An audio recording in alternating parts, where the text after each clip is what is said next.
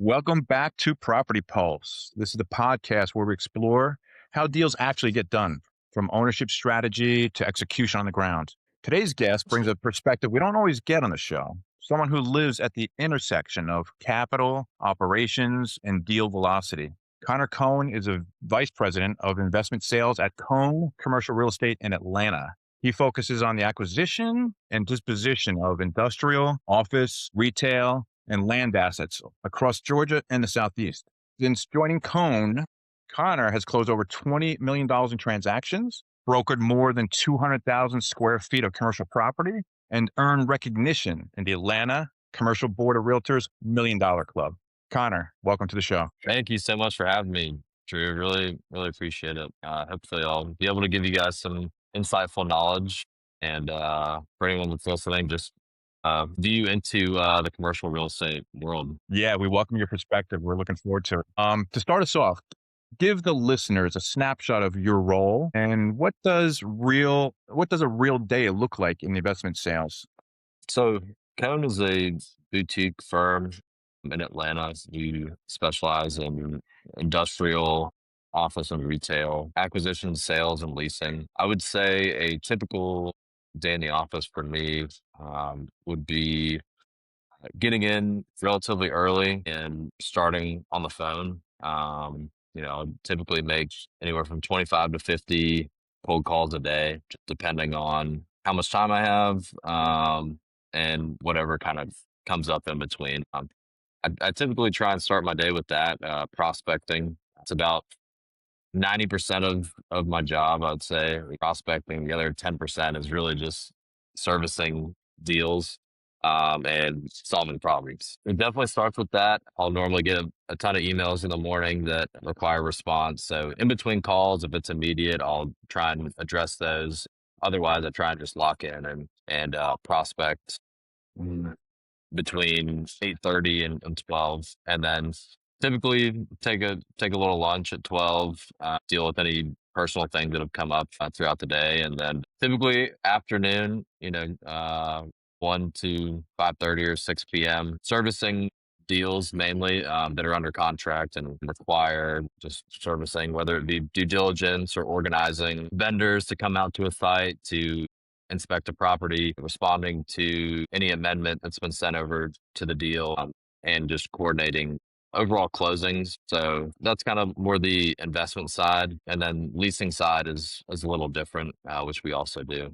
Happy to dive into that if you want as well. Sure. But it's all about those phone calls, right? That's the numbers game. Exactly. Yeah. It's a numbers game, and you can't be afraid to get your feelings hurt. So I've been numb to it for a long time. I've always been in sales, so I've had way more no's than yeses, but the yeses are what keeps you going. So Yeah, absolutely. It's just kind of, I'm a golfer. Same thing. 95% of my game is crap, but that one shot, it's coming yeah, back. that's what keeps you coming back. Yeah, for sure. Yeah, same. I'm getting into golf. I'm not that good yet, but It's a wonderful getting sport. there. I play with my buddies, and they're all better than me, and they're like, "Oh, you need to get new clubs, and you'll be so much better." And so that's on the list for this year for sure. That's awesome. When people think about investment sales, I know they picture pricing, marketing packages, negotiations, but a lot of pressure comes from what's happening operationally at the property level. Can you walk me through a recent deal where something operational, whether it be like communication issues, responsiveness, or coordination, had a real impact on timing or buyer confidence? Yes. I would say communication, I mean, is definitely that's the only way to make a deal happen, really. You've got to have that between all parties. A recent deal I just sold towards the end of last year. It was a retail deal, Riverdale, Georgia. It wasn't too large.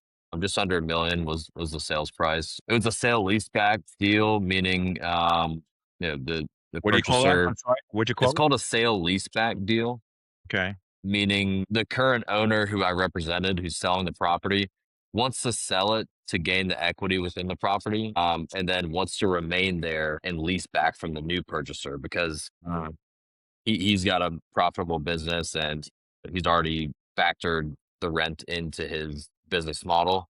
Uh-huh. So he's really just gaining the equity while not making a huge change in his business per se. Right. So we had quite a few communication issues on that, just revolving around kind of the closing attorney and not being able to get board with the lender. So I think that's kind of where the problem arose was, we were trying to close on a certain date, and the lender wasn't prepared to close on that date, and you know, neither was the closing attorney, and we wound up having to extend the closing a couple times. Either party was happy, but eventually it closed, and everyone could take a deep breath. But it was quite hectic, and definitely tougher than it should have been. So I don't know if that answers your Due question to a 100%. communication gap? Was that due to a communication gap? Yeah, because the lender did not communicate properly of when they received the appraisal, and they didn't clear that with the closing attorney, which hence kind of just left everyone wondering what's the status of the deal. And yeah, I mean, that deal in particular had a lot of moving parts. Yeah. It was quite a difficult deal because the seller that I represented when he first purchased the property, he wound up getting financing through a hard money lender. Okay. Anyways, they placed him in default of the loan and were trying to put all these penalties on him. And every day that went by that we hadn't closed the deal, they were trying to charge him. And so it was really a race to get it closed. Uh, And that itself put pressure on everyone to close the deal, and the little miscommunications revolving the lender and the closing attorney just made it a whole ordeal. one, wow. But yeah, I mean, I always tell people there's a million and one things that can go wrong on a deal, Right? So many. and Wow. that was really huge for me to learn. The first year, I had probably 4 or 5 deals under contract within the first 6 months of being in business, and I was Right. super excited because I was like, "Wow, these Sure. are these are big deals. This is great." And every single one of them fell apart. Fell apart? All of them. All of them fell apart. Big learning. Huge learning curve, and I had to go through that to actually figure out how to not make them fall apart, if that makes sense. Because if you Yeah. don't do anything, if you don't solve the problem, it's gonna fall apart. Again. And sometimes, the problems are out of my hands particularly, and so be it, but I'm gonna do everything I can to fix it. And at the end of the day, I can say that, I did this, I did that, and it still didn't work. So if that's what happens, then that's how it happens. Yeah. But at least you did it. At least you put in the effort to Yeah, change but the course. now, I mean, there's problems with every deal. So I haven't done a deal to where it hasn't gone 100% smoothly. I know that's not what everyone wants to hear, but that's the reality, is that there's going to be hurdles that you have to overcome, and you got to have experience, um, knowledge, and just creativity to get around those. And I guess that's all worked into your expectations, right? So it's not like so you're expecting it. So you're prepared. Absolutely. Nice. What kinds of issues tend to raise red flags fastest for buyers or investors when they're evaluating a property?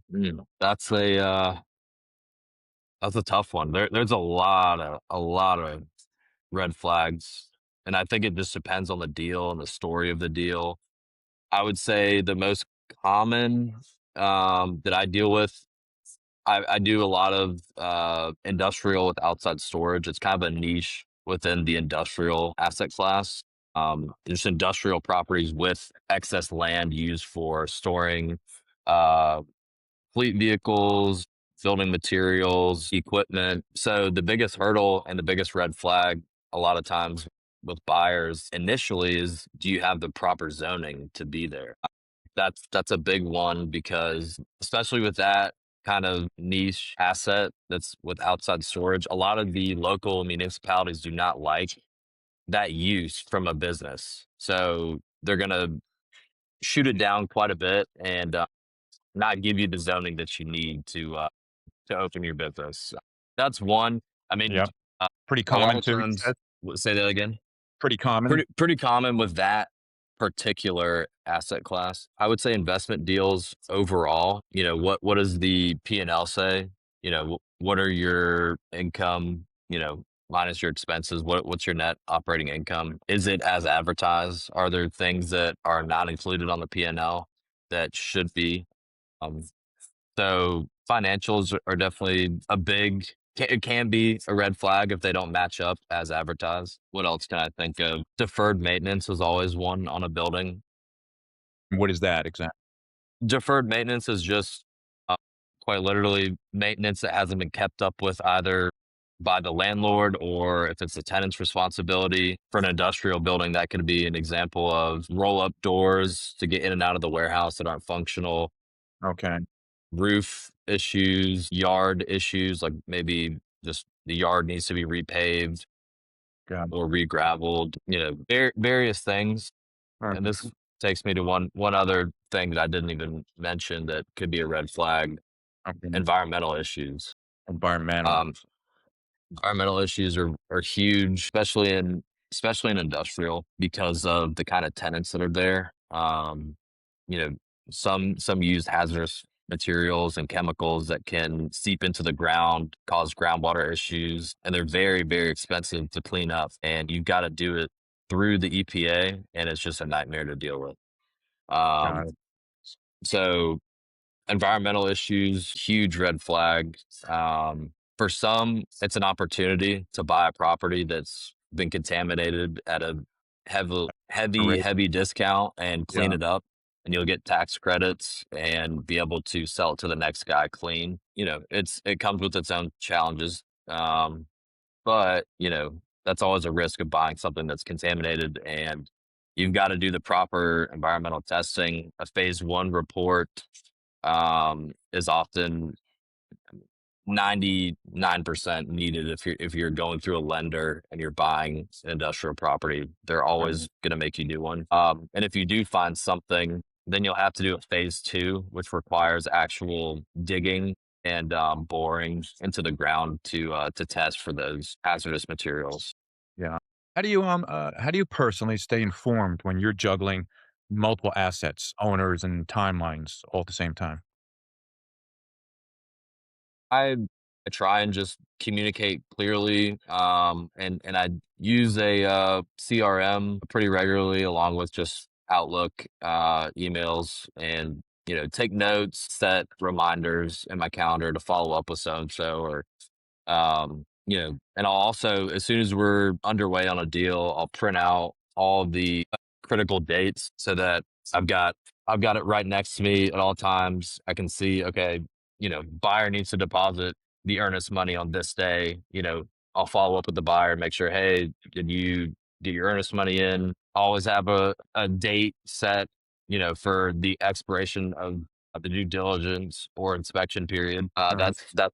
Because after that period, their deposit's going to go non-refundable. So, and Yeah. therefore they need to begin the closing process. So that's a huge key deadline that I always keep track of. All And right. then just the last day to close. So I take good notes and have everything readily available in front of me to be able to speak on if someone has a question. Great. So Yep. And you've clearly built your career, like you spoke earlier, on aggressive prospecting and follow up. yes, Tell me about a time when managing leads, buyers, or sellers across multiple deals became overwhelming. Does it ever for you, or no? no, I wouldn't say that it's ever become overwhelming. All right. I would say that I just follow up with the leads that I've gotten and try and see them all the way through. And if they tell me no, then it's more of a follow up in 6 months or a year, and I'll just make a note and kind of just follow up with them then. I wouldn't say, I mean, I've been in sales my whole career and done prospecting, whether it be from door to door. That's kind of how I got started in sales, to cold Selling what? calling. What did you sell door to I door? did door to door pest control. Yep. Got it. Let's see, I was probably 19 years old. Door to door pest control, kind of around the Atlanta area. I knocked 10,000 doors and serviced 150 accounts in a summer. Wow. Um, it, that's really, once you hear no, 100 times a day, you're kind of numb to it at that point, Yeah. you know? Terrible. Um, yeah, it was. it was a great experience, and that helped me kind of, Develop into who you get are into now. cold calling, and now, doing what I do with that kind of prospecting and just Yeah. managing different leads and circling back to this person, next steps, that whole thing. Yeah. How do you decide which conversations get immediate attention and which ones can wait? It really depends on what, the prospect wants, I guess, is the easiest way to put it. I mean, what's their need? How can you service them? If now is not the right time, what do you need to make it be the right time? I try and figure out kind of the factors that are driving them to make a decision, and then come up with something that, you know, can work for them. Say an example of someone who may not be ready to sell, but will be, to be like, hey, the income on the property is this right now. I understand I'm not going to get the purchase price that I want. So I'm in the process of raising rents and increasing my net operating income.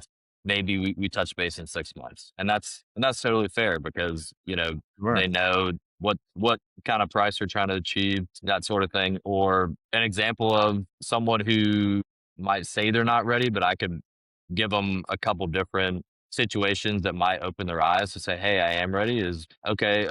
I want to sell the property, but I don't want to pay a bunch of taxes. And I would say, okay, well, I can help you identify a couple properties that you could 1031 exchange into after you sell this building, and defer your capital gains, and help them and give them examples of people that I've helped do that. Right. Because it's easy to say, "Hey, I'll help you find something," and you don't have anything to kind of have back that up. Uh, Yeah. You're guiding them down a path, right? you're guiding them down a path, and they've got to put trust in you, Yeah. to that you're going to find them something that makes sense for them.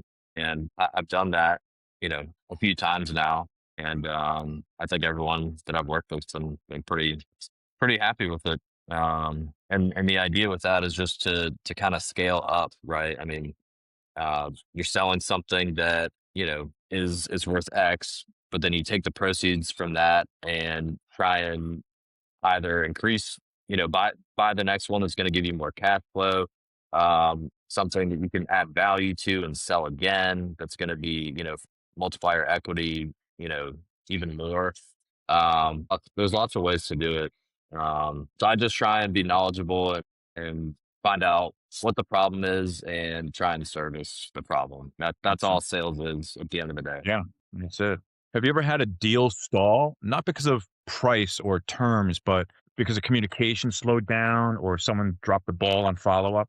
Trying to think of a good example of that. Actually, quite generally, it with leasing, when there's a lot of back and forth between lease proposals, and, sometimes going back and forth with attorneys' comments. And I guess this applies to sales contracts too. I would say that sometimes deals can get lost in going back and forth between attorneys. My attorney is comfortable with this language, yours is comfortable with this.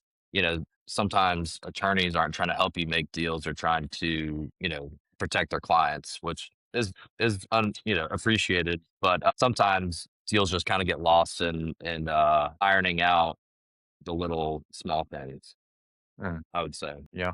What, let's see, what does an ideal system look like for keeping momentum across dozens of active conversations? Having conversations. I mean, honestly, phone calls and meetings, in person meetings, can help. I would say it's definitely motivating to get to know someone on a personal level, and not just purely business. I think it kind of motivates you when you understand the person's story and what they're trying to achieve. I think that helps, you know, understand maybe the big picture, help implement that um, through buying, selling, leasing, whatever the goal is. And property tours are where deals either gain momentum or lose it. Correct.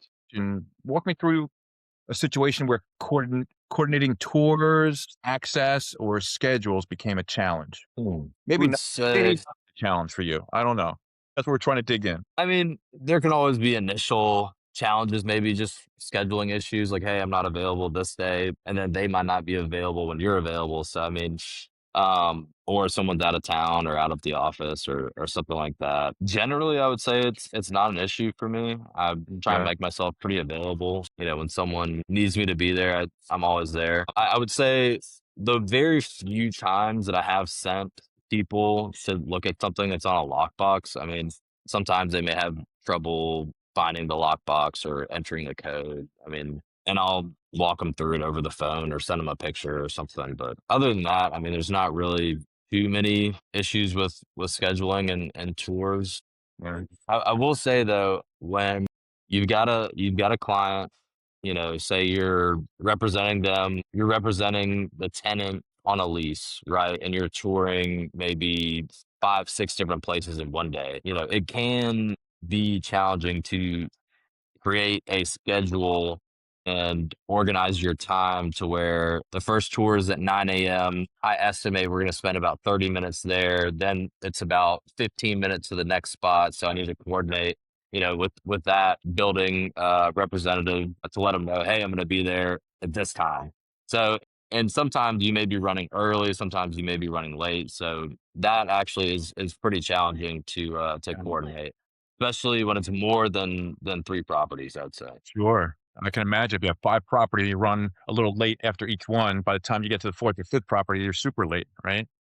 Yeah, absolutely. It's challenging, but generally, I'll spend a decent amount of time, organizing a schedule that I'll send to my clients the day before, and just confirm with everyone that all these times work, and just keep them up to date if we're running ahead of schedule or behind schedule. Just let them be informed. Yeah. And as your deal volume grows, it seems like the margin for error gets smaller. What parts of your workflow do you think are most vulnerable as you scale? Time has definitely gotten shorter and shorter as my deal volume has grown, and I have to delegate certain things now. We've got a great office manager at my company that she does a lot of work for me, whether it be marketing, following up with prospects that I've toured, updating certain listings on databases. So I would say time for sure has been what I've lacked because I'm just getting pulled in so many different directions with um, prospecting and following up with leads and servicing deals that the Yeah. more and more that's in your pipeline, the less time you have. Yeah, yeah, for sure. Where do you see the biggest opportunity to remove friction is? Not by working harder, but by working smarter. Delegating for sure. I'm just building a team around you. And Yeah, I think that's probably I'm trying to think of another way that, you know, I could help with that. But I think just yeah, delegating where you can and yeah, sure. trying your best to stay focused on the task because, and I would say somewhat of it can be an issue, but you'll be doing one thing and then someone calls, then you'll get sidetracked, start another task, forget to finish the other task, then have to come back to it later. So I would say the hardest thing is just staying on task and focused on what you're Sure. trying to accomplish and take one thing at a time because there could be an email that comes in that's like super urgent and you've got to address it right then. You got to pretty much stop what you're doing on whatever it was and address that. And so I think if I was able to, you know, kind of delegate something to someone else and say, "Hey, I'm going to work on this as it comes in." We'd be more efficient.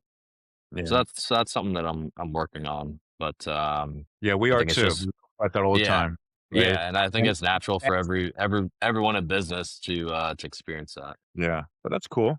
But Connor, this has been a great conversation, really. I mean, I think what really Yeah, no, is how much deal success depends on, like you said, communication, responsiveness, execution, not just numbers on a page. We spend a lot of time helping operators, owners, and broker teams think through how automation and smarter systems can support exactly what you're describing, whether that's follow ups, scheduling, or making sure nothing slips through the cracks.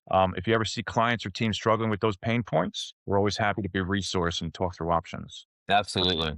Thanks again for joining us today. We really Yeah, appreciate it. thank you for having me. Yeah. Well, that wraps up this episode of Property Pulse. If you enjoyed the conversation, be sure to subscribe and share it with someone in your network. We'll see you next time. Thanks, guys. Thanks.